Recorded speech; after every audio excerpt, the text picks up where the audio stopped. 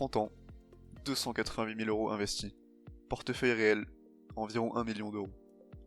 1 million d'euros. Avec 800 euros par mois.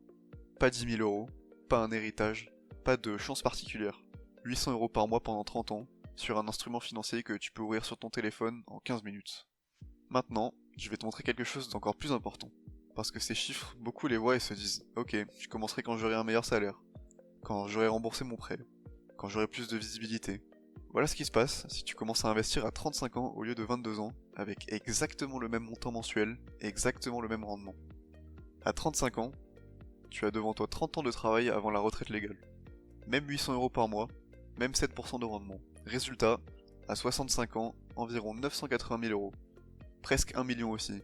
Sauf que, si tu commences à 22 ans, et que tu t'arrêtes d'investir à 52 ans, soit 30 ans d'investissement, identique, et que tu laisses simplement le capital fructifier seul pendant 13 ans de plus, sans ajouter un seul euro, tu arrives à 1,8 million d'euros. Presque le double, grâce à 13 années de plus de capitalisation.